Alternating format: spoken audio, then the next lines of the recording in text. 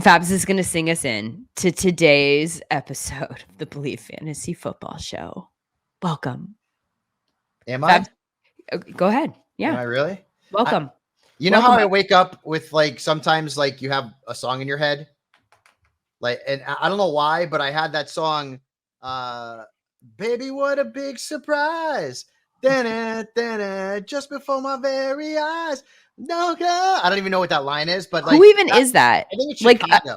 I think it's Chicago. Oh yeah, that sounds very. And I woke up with that song in my head, and it was after I had dreamt that I was hanging out with Taylor Swift, and she was impregnated by Travis Kelce, but she was trying that whole like hide the bump, and like, did you almost say hold it in?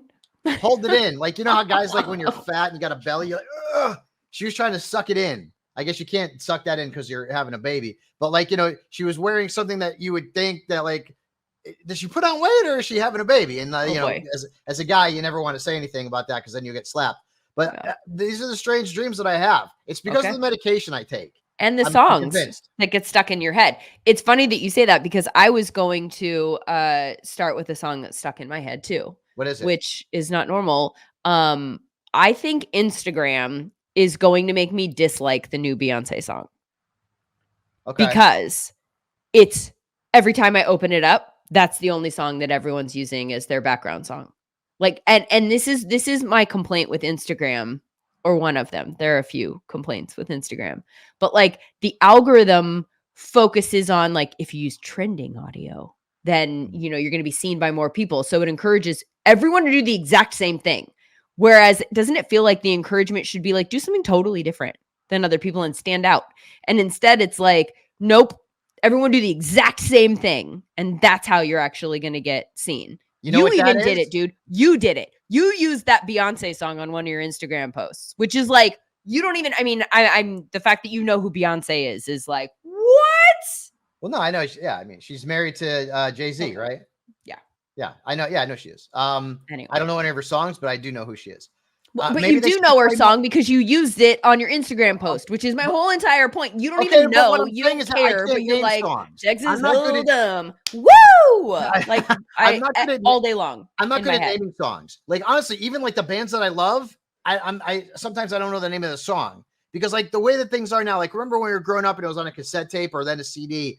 And like you every song, okay, you know, that you listen to it in a row, so you knew, you know, what like, you know, Striper, it was To Hell with the Devil, and then it was Calling on You, and then it was Free. Like I know all that stuff. This is back. I love Striper. But now like there's no like CDs anymore, so it's like, all right, well you can play any song you want, and a lot of times I don't even remember the names of the songs of my favorite bands. But like Hailstorm. I love Hailstorm. They have some great, I don't know the names of all their songs. Seven Dust. I love Seven Dust. I know a bunch of their songs. I don't know the names. But so like with Beyonce and stuff that I don't even listen to, sometimes I will know the song just by listening to it, but I won't know what the name is. But that kind of just is me. I forget the names now. You know, it's not like the olden days, right? Like where, yeah, oh, that's Jump, you know, that's Panama, you know, that's Hot for Teacher. All that kind of stuff. I had to throw a little VH in there. You know that. Well, your olden days are your current days. Also, that's something that people who listen to this podcast need to know. You know, Sammy Hagar is going out on tour with, I think it's Joe Satriani and John Bonham. And I think Michael Anthony Hall, and they're doing like the whole like Van Halen stuff. They're going to be playing down here in West Palm in like April, and I'm definitely going to go. That's going to be awesome. That's going to be, I'm definitely going for that. Obviously, these bands are still around. It's just that, you know, people don't play the music anymore on the radio or anything else because it's not cool, even though to me it is cool. Okay, so it is what it is. Are you watching any of this combine coverage? They haven't taken the field yet. They're taking the field today for the first time. We're seeing some defensive linemen and because I have Lindsay Rhodes in my back pocket. All I need to do is say, Lindsay Rhodes, what's report back to you at the combine, and you could just let me know. Because I have said this before. I understand that, like, if you're a scout, like, I am a fantasy football analyst. Okay. Yeah. I am not a scout of players. That's Daniel Jeremiah. That's Mike Mayock, et cetera, et cetera, et cetera. And there are some people in our industry who, you know, delve into that too, which God bless them. That's great. I ain't that guy. I stay in my lane. And I don't think you can accurately diagnose or analyze a player from a fantasy perspective without knowing where the hell that player is going to be playing. You just can't. Like, it doesn't matter. Guy could be the most talented player in the world. If he lands in a lousy spot, Jackson Smith and Jigba, well, guess what? He ain't going to be that good. Totally. Right? Or if you're Tank Dell and you're not really highly touted and all of a sudden you land in a great spot, well, giddy up.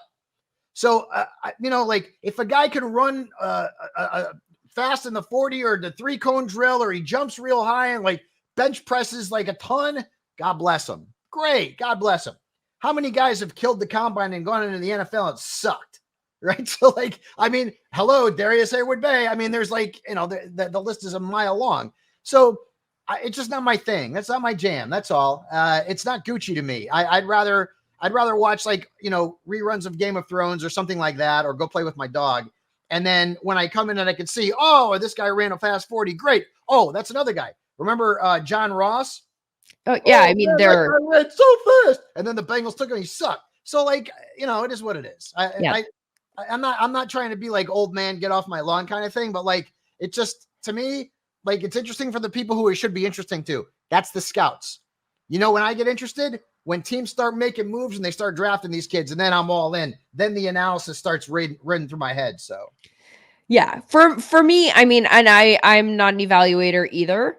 I enjoy the combine to watch the like what people like Daniel Jeremiah are saying about what they're seeing on the field. I'm not watching it to see what the numbers are. Like the raw data, I'm not interested in, right? Like you just, more for me, I'm looking to try and get a feel for who these people are. And I think it's an interesting exercise in that sense. And by the way, speaking of DJ, yeah, he is going to come on the show with us after the combine. Because remember, I texted him and he was at the Senior Bowl and I totally forgot. And he's like, Fabs, he took a picture of like his desk in the press box. I'm like, oh, I'm sorry, dude. I was like, but me and Lindsay really want you to come on. I know you're crazy right now. When's the best time? He says, after the combine, hit me up. So we should be able to get Daniel Jeremiah on the show after the combine in the next week or two. So awesome. We'll awesome. let you know. Yeah. And obviously for combine drills too, like the drills to watch are different for each position.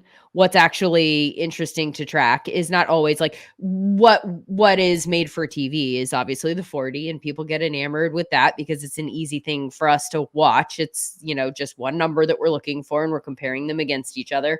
I am less excited about the whole thing since we now have all of that, or we don't, but the teams have all of this raw data. Like they're all have the chips in their shoulder pads. So they have actual times attached to like how fast they play football, which is far more relevant to how fast they run a 40.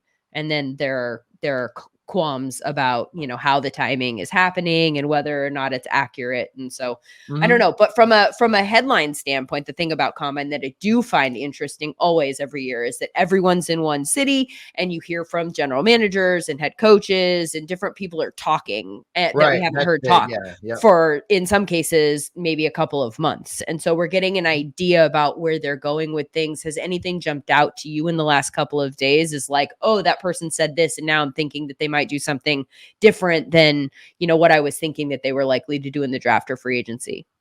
Yes. But before we get into that, we have to remember our sponsor, Bet Online, which continues to be your number one source for all your basketball wagering needs. Hoops. I got a shot, Linz. I used to be good at 5'8". I don't believe you.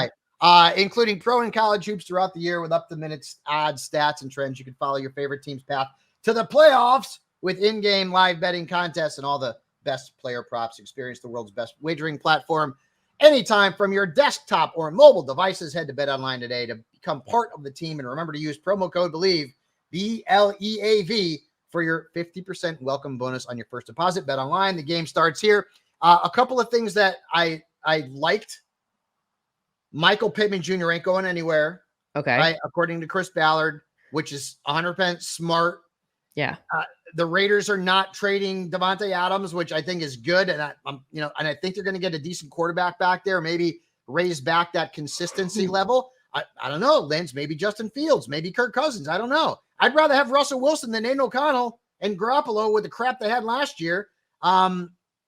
There's reports that the Bucs are completely committed to getting Michael Evans back, which is great. I would love to have him stay in Tampa Bay and retire a buck. He's going to go to the Hall of Fame. He's got a great rapport with Mayfield. And then I guess to a lesser degree, the Jets are going to allow Zach Wilson to pursue a trade. Good luck with that. Any NFL team that's got a ham sandwich with Swiss laying around, maybe they trade that for Wilson and he gets a shot someplace else.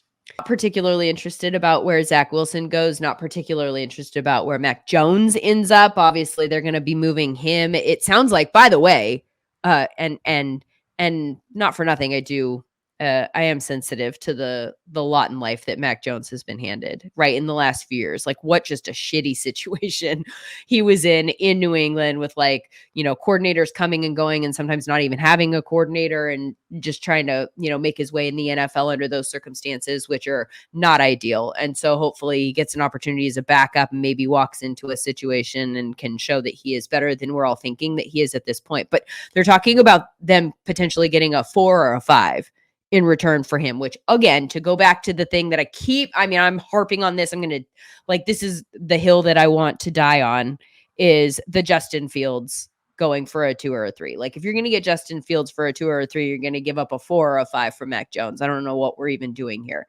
But continuing the quarterback theme here, there are reports about the Patriots. A lot of talk about what they're going to do as the number 3 team in the draft. And it sounds like they are looking to potentially draft a quarterback at 3 and then also sign a veteran to start, and looking at it as like a bridge situation this year. Assuming that they do that, let's say that they end up with Drake May maybe at number 3 and they draft him and then they put him on the bench for a little while and have somebody else start in the short term. Who is somebody that would jump out at you as the right quarterback for that scenario that is a veteran? Like, who could get us there potentially? So the first person that I think of is Garoppolo, but he's suspended for the first couple of games, so I don't know that would work. Ryan Tannehill jumps to mind as well as someone who could potentially do that. Jameis Winston is another player who potentially could come in and be that guy. Although I think Jameis probably wants to, compete to be a starter. The same thing with Tannehill. Gardner Minshew's a free agent. He would fit into that category as well as somebody that you could bring in just in the interim. But I would say this. If you get Drake May or Jaden Daniels, boy, I tell you, I don't know why you wouldn't want to put those guys under center in week 1. This is not 20 years ago where, people are coming in and getting sat behind a veteran for a year. Hell, it even happened with Patrick Mahomes, just a few years ago. And now people want instant gratification. These guys come out of college and they're more than ready than they have ever been. In a lot of cases, especially if you're getting drafted in the top 5, to be a plug and play, get in there. So those are some of the names. And I think if the Patriots, I think are an interesting team in terms of what they're going to do in the draft, because okay, if they go after a quarterback, they're probably going to get May or Daniels, right? Those are the top 2 guys that are going to be on the board potentially after 1, which will be Caleb Williams. So it depends on where the Commanders go. But what if they pivot and go with Marvin Harrison Jr. and then they draft a quarterback later, maybe a Penix or a Nix or something like that, and they bring in a Russell Wilson and they play Russell for a year. That's also within the realm of possibility. If you're drafting a quarterback who may not be ready and you want to sit him for a bit, and then boom, you bring in Russell and you are competitive with Russell Wilson, at least that would be the game plan. The Patriots are everything that we know about the Patriots, though, we almost have to kind of forget about it. Because totally. because Gerard Mayo is he's obviously he's a Belichick guy, I guess you could say, right? Right. But he's going to do it differently. He's going to do his own thing, right? So we don't necessarily going to have a backfield committee. We're not necessarily going to have a team that's got, lousy wide receivers and we can't pick one to start from a fantasy perspective on a regular basis. We just don't know. So, I mentioned Garoppolo because he's a, former Patriot guy, but we have to kind of unlearn what we have learned with the Patriots and Belichick over the last, few decades. The names that were thrown out by the reporters that had crafted this article, and there are a handful of Mark Daniels and Karen, I'm going to butcher her name, Gregian, and some of the names that they put together were Jacoby Brissett and Joe Flacco, because they 2 other guys, yep. To the people on the staff there. Yeah, Flacco would be really good. I think, if the Steelers can't land one of the top-notch guys, I think Flacco is worth a look for them because he can compete with Pickett. Look how well he did in that division this past year. Small sample size, but still showed he could play. Part of the thought process, I think that they're attaching to this whole concept of like draft a quarterback, but then also bring in a veteran that will start right away is tied to the fact that Elliott Wolf is now there and he spent time in Green Bay and is clearly familiar with the model of quarterback development there, which is to draft a quarterback while you already have a quarterback, let him sit for a few years, get used to it, plug him in. And then they've had success with that with Aaron Rodgers and with Jordan Love. My argument with the Patriots is that you don't have the starter. So I don't think it's a relevant model. And if you go get a Jacoby Brissett or a Joe Flacco or even somebody like a Gardner Minshew or somebody like that, you still don't have that guy. That's a bridge. You're not talking about somebody who you don't want to unseat for a little while. That gives you flexibility with regards to your contracts moving forward. Like I get why Green Bay has done it and then also why it's worked for the younger guys, but I just don't necessarily think that New England is in that situation yet. And if they someday turn out to be in that situation because Drake May turns out to be good or whoever it is that they draft number 3, then I think that then you can think about building in that way. But right now I don't understand. I don't totally think that it's an apples to apples comparison for obvious reasons. And I also think that what that does is it throws away the advantage that you have of a rookie quarterback on a rookie contract. Like if we had just done this with CJ Stroud, sat him on the bench, we wouldn't be where we are with the Texans right now, which is like, oh shit, this is actually good. This is going to work. Go all in right now. While you've got this guy who we now know can play quarterback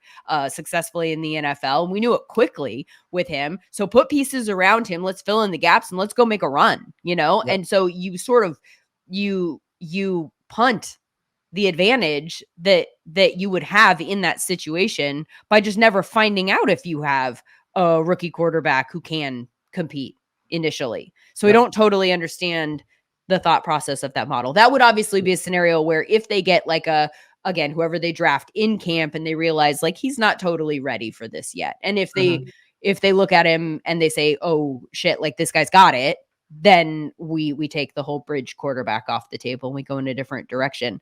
There's some interesting stuff about the Falcons. And, you and I have both talked about Justin Fields going there and that being a potentially exciting combination pairing. A few of the people from NFL media have been parroting kind of the same word. Like they're clearly hearing from the same people. And the phrase that they keep saying is aggressive, that the Falcons are going to be aggressive to go up. And Steve White specifically has said that they're going to go up and be aggressive about going up and drafting their quarterback. He has said that he doesn't think that Cousins or Fields are their first choice, that they are a team that we need to keep our eye on just in terms of moving up from their current draft position to go get one of these top quarterbacks. It sounds like we'll find out where Justin Fields is going in the next couple of weeks. Chicago has made it clear that they want to move him maybe before free agency, if that's what they decide to do. So we'll get our answer about whether Atlanta's the landing spot. But if their first choice is to go get one of these rookie quarterbacks in the draft and move up to get them, then that would take him out of the Justin Fields sweepstakes, in which case he goes where? Like, where's the other landing spots? My guess is that Pittsburgh would be hot and heavy for Justin Fields. We've already heard Mike Tomlin come out and say that he's a fan, and that would certainly be an option. I think it would be a good one from a fantasy perspective because they do have weapons and young weapons. Their backfield's young. Deontay Johnson, George Pickens, Pat Freiermuth, all guys who are entering or in the prime of their careers. The Raiders would be certainly an intriguing option with, Devontae Adams and Jacoby Myers and Michael Mayer, who I think is going to be a popular sleeper in fantasy next season. I guess the pie in the sky one that like we would all love to see that I don't know that it would happen, but Minnesota, put Justin Fields in Minnesota with JJ and Addison and Hawkinson. And that offense, that'll be fun. But, like Kirk Cousins is a pure passer and Fields is not. So Kevin O'Connell would kind of have to adjust a little bit in terms of the way that he calls plays and what plays he calls. But that would just based on the talent alone, That would be fun. And then, I could also see the Broncos having some interest as well. With Sean Payton there, most of their offensive skill position players are still under contract for 2024. So most of those players would be back unless they, traded a Judy away, for example. But if Atlanta's out of the mix for Fields, from a fantasy standpoint, Minnesota and probably Pittsburgh would stand out the most for me. Okay. I can get behind Pittsburgh. I don't see the Sean Payton connection, because I think one of the things he didn't like about Russell Wilson is how he took him out of structure so quickly. Like, I think he wants somebody to operate. You're looking for a pocket pass for like Breeze. Kind of like he's like, let me come up with, I will solve your problems. I will put the people in the right position. And I just want you to distribute the ball to those people. And then if there's trouble, then I want you to be able to get out of trouble also. Like, I want you to do all of the things, but first and foremost, I want you to do what I want you to do. And I think that that's what his frustration. So are the Broncos then, in your eyes, not a sleeper, but maybe like a under the radar Kirk Cousins destination? Oh, that's interesting. You know what? It's funny you say that, because we're not hearing that connection at all. Like, people like you just don't hear that name. Maybe it's because of all of the money that they will have had to, that like they're going to be on the hook for a lot of money for Russell Wilson just to like shove him out the door. $39 million. You get that? You see that awesome power. Dr. Evil. Yeah, you remember that guy? Bald? No, you don't remember that? No, I think it's more than that. I mean, once you break it down, but like they're on the hook for an awful lot of money. Yeah. He's not going to be on we keep talking about this like it's an open-ended thing.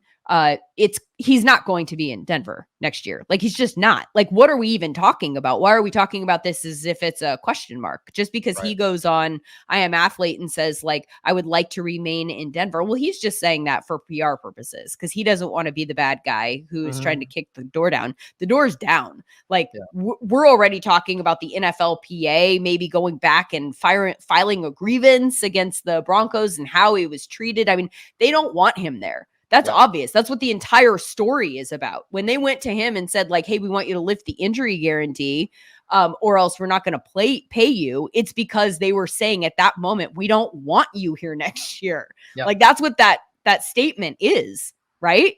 Mm-hmm. Like, so that's the only reason you don't want there to be an injury guarantee, is because you're like, we're fine with you playing out this year because we don't have any better options, but we're clear on the fact that we don't want you to be our quarterback anymore. And so if you get hurt playing quarterback for us now, then we're on the hook to keep you here longer than we actually want you here, so he is not going to be there next year. He won't be there 5 days after the league year kicks off, because that'd be another $37 million in 2025. So he's gone. He's gone. But I do think that it somewhat ties their hands in terms of what they can do financially at the quarterback position, which maybe looks a little bit more like a draft pick for that reason than a Kirk Cousins, which might be why nobody is talking about that. Anthony Richardson is another guy who we talked about the fact that he was throwing, he's taking his steps forward. Chris Ballard made some comments down in Indy about the fact that, he's kind of gone through this before with Andrew Luck. He was there for Andrew Luck's recovery from injury. And I think he's a little bit, wary about that. And he said some things that made me think maybe we need to put that in the back of our brain for fantasy with regards to Anthony Richardson, because Anthony Richardson's trying to get back. He's trying to get back as soon as possible. It's possible that this team that had has a bad taste in their mouth about quarterbacks recovering, maybe not fully, and trying to get back out there too soon, and then that costing them in the long term. I wonder if they are like, no, we're going to hold that thought and then do a slow rollout for him next season, in the same way that we saw, like, different position, but like Breece Hall, right? Where like they didn't totally unleash him or have him play completely until later in the season. Yeah. Can you see that happening with Anthony Richardson, or is it like he's ready to go at the beginning there and you have to use him in all the different ways? Yeah, if he's ready to roll, and he had that injury early in the season. What was that? Week 4 or week 5? Like, I think you go out there during during camps and OTAs and that kind of thing. You teach him how to slide. You teach him to protect himself. But sometimes it's hard to take that out of a player, right? He is not a guy who is going to want to slide. He is not a guy who's going to want to take a sack, and he's going to be aggressive and scramble with the football. And I think that's the one downfall with Richardson, is that his style of play is conducive to getting hurt. And he got hurt early last season as a rookie, and we hope that that's not the case again. If Richardson played out a full season, Linz, and was on the pace that he continued on the pace that he was on, I mean, we're talking about a guy who's probably getting picked right behind Patrick Mahomes and Joe Burrow, like right there. And I still think he's going to end up being a high draft pick. But I think if there's any concern about Richardson, it's his health. But if he's healthy going into training camp, and I don't see any reason why he wouldn't be, I don't know that the Colts will bring him along with kid gloves. Speaking of the Colts, we talked about how their GM said that Michael Pittman would be back. He's not going to be going anywhere. I don't know if that means an extension or the franchise tag. But imagine if the Colts can get some more weapons there for Richardson, right? I mean, you got Jonathan Taylor in the backfield, so I think you're pretty good there. You know, they're going to have some money to spend. I mean, that cap went up significantly. We all know that. They've got, you know, the 15th overall pick in the draft, which means that they could potentially get, you know, another wide receiver there. Yeah.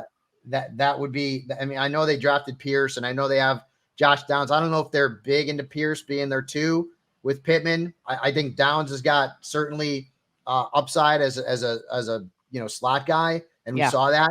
But maybe you bring in like another big time wide receiver type. That I think Richardson's ceiling is sky high for 2024 and beyond.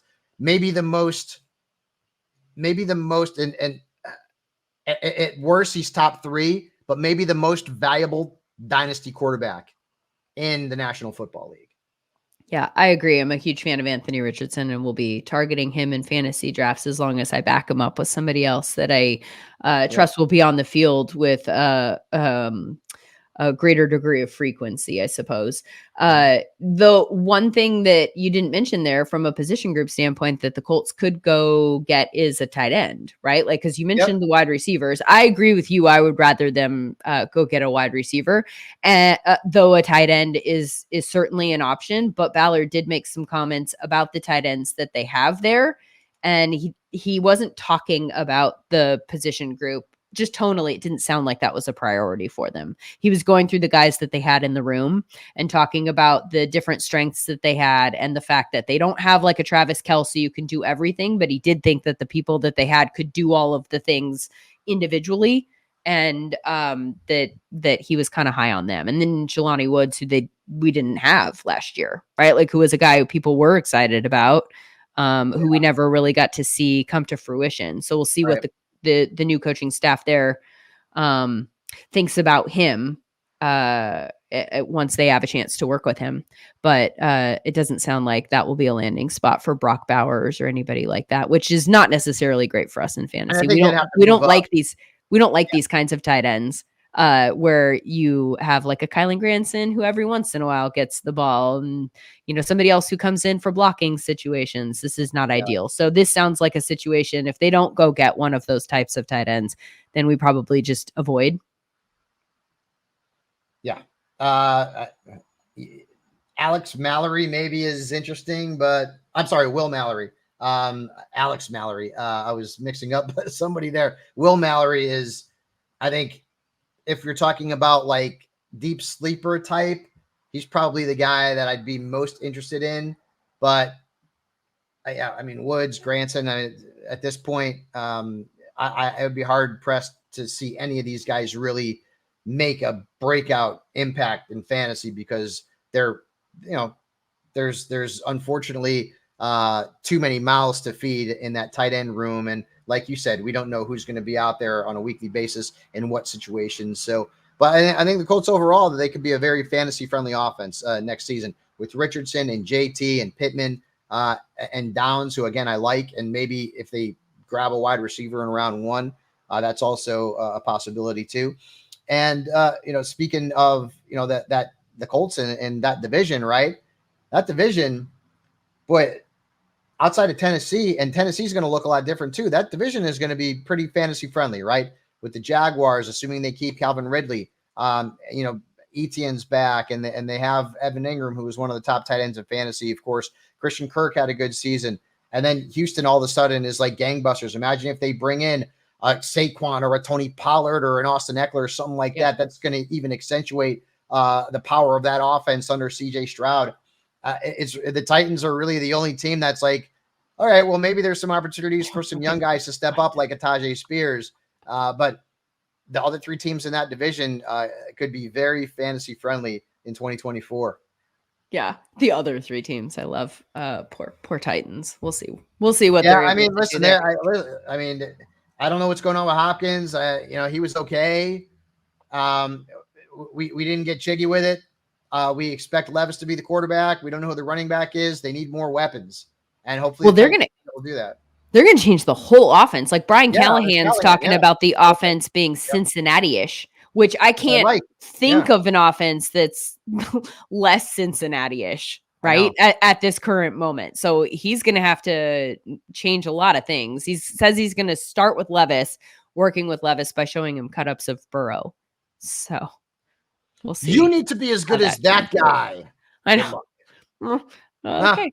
Good luck. Okay, yeah, great. I mean, at least they're acknowledging, and Rand Carthon has said, in order for Levis to have success, we have to put better guys around him. I mean, he didn't. Those are my words, but he was a little bit more diplomatic about it. But he did acknowledge, like, you have to have playmakers around him, and there's an element of speed that they need. They need to do a lot of work this offseason. It'll be fascinating to see the work that they end up deciding to do. Something to believe in, Fabs. Give me something. I tell you what, there's a lot that's been frustrating me lately on like in the social media landscape. And so I'm trying to kind of I'm believing in not responding to the comments. These not my comments even, but like I can't tell you how many times recently there have been things that pop up that are stories that then I go to the comments and I need to continuously tell myself, don't look at the comments. Like, who cares what everybody else thinks? Just take in the thing that is Lindsay Rhodes, damn it. No. Again, it's not me. It's I'm following someone. Oh, okay. And then their tweet is what I want to see. I don't want to see how the world has responded to their tweet, right? Like Kevin Clark put out something, and I don't know if you saw the NFLPA, the poll stuff. I mean, you have to have, right? Like it was everywhere. About how bad the team's cafeterias are and all this kind of crap. Right. All of that kind of stuff. So Kevin Clark had put out he'd highlighted the fact that the Chargers got a really bad grade for how they treated families because they didn't have daycare on site for games. It was like an off-site place where they had to take their kids and they had to pay $75 in order to have their kids there. And all of the comments are like, oh, so it's like better daycare than any of us have. And like, you hit the mark. You missed the mark with this one. Like, talk about being out of touch. And I'm like, do you think that the whole point of the NFLPA poll was to compare the inner workings of NFL franchises to your job at State Farm? Like, I don't understand. Like, this is not apples to apples. They're not trying to compare what these teams are offering these elite professional football players to what you're getting working in your job. Like, this, it doesn't have to be a class warfare situation. It's information so that you can understand what the Chargers are competing with against the Vikings and the Dolphins and what it all looks like so that when players don't want to come to your team in free agency because they all talk and these are the things that, they could get better elsewhere. Like, now you have this information. It's so weird to me the way that there's one train of thought and then everybody jumps on it and you're like, well, you totally missed the mark. Exactly. So, yeah. Well, that's because people. Here I am responding to the comments. My whole point was I'm not going to respond to the comments. I just went on a rant about the comments. All right. So one thing that I believe in is potty mouth Lindsay Rhodes. Whoa. We've had an F and 3 S's in the last 2 shows. You're counting. And I'm all for it, baby. I love it. We got to get little Ralphie Parker's dad and mom involved in here and maybe put a little soap in your mouth. I'm enjoying it, though. It's a lot of fun. Also, on a less entertaining note, I want to say rest in peace to Richard Lewis, who, I was bummed out. Like, I've always been a Richard Lewis fan.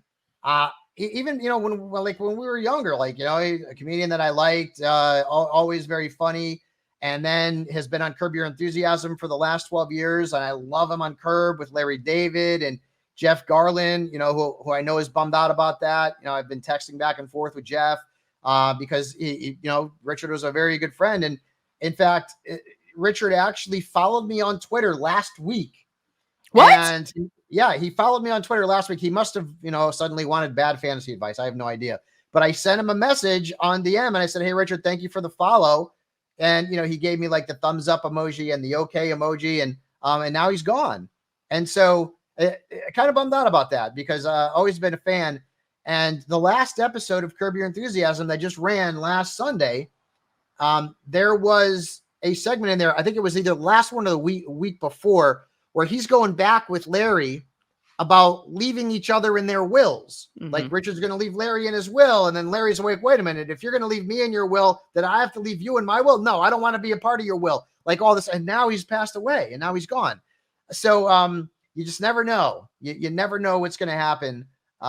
So make sure you live life to the fullest here. But rest in peace, Richard Lewis. Real sad for him, his family, and his friends. I followed you last week. Yeah. I saw that tweet of yours, but I didn't realize that it was just last week. And I'm guessing he followed me because like maybe Jeff, right? Jeff Garland. Yeah. I don't know. Or maybe and I know he's a football fan. I don't know how deep his NFL fandom is, but I know he was a college football fan. I think he was an Ohio State fan. But I was like, if you didn't think that I was going to try and see if I could get Richard, on for an interview, like I was thinking about it. Yeah. And unfortunately not going to get that opportunity. Such a shame. Yeah. The Beyonce song just popped back into my head. Just like for full, like bookend type thing. I can't. No. And I like the song, but I'm sick of it already. What song is it? What's the name of the song? I'll look it up. Fabs, literally, I've told you used it on the background. I know, but I told you I don't know names. How do you use a song and you have no idea what it is? How many songs are you using? You're not even posting on Instagram that frequently. Oh, I post on there all the time. I just don't use a lot of music. Did you see I posted about the hole that I put in the wall? I sure did. Yeah, I a lot of stress this last few months, Rhodes. I figure I got to hit something with a sledgehammer. And since I want to knock those walls down anyway, I just swing the hell out of this thing and, get out a little aggression. So, okay, good. I post all the time on Instagram.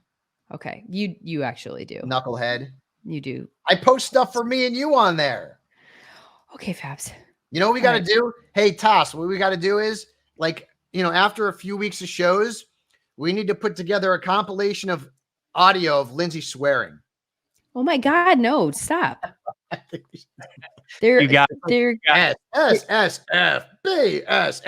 Oh, it would be great. Love it. Fabs, you're the worst.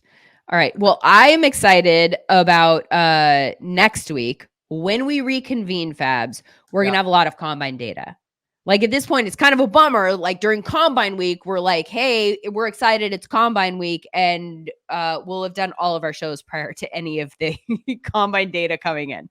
So next week, we will have stuff to react to with regards to things that we saw on the field or in the running or whatever, or heard from the players, right? Like when they're interviewed after the fact. So we can kind of figure out if any of that reshuffles the deck in our mind, anyone that we're impressed by and want to see in a fantasy landing spot, we can start to push some of those stories forward. I think we need to maybe do a mock draft. Fabs, this feels like a time of year where maybe we should get one of those going. So we have something like that, some ADPs to look at, right? Mock, never stop. Mock. Okay, I'm going to put you in charge of that, Fabs. You get together a group of people that we can do a mock draft so that we then have content and some placement so that we can... I could get in touch with Bob Harris. I think he might be available. Okay. All right. In between him, eating cream of wheat and taking his milk and magnesia, I think he could probably do a mock draft. He's such a nice man to you. I love him. He's just old. That's fine. I love him. I love Bob Harris. One of my favorite people on the planet. All right. You have homework, Fabs. And so we'll touch base on that when we get back together again next week. Thanks for listening to the BLEAV Fantasy Football Show presented by Bet Online. For Fabs, I'm Lindsay. We'll see you again next week.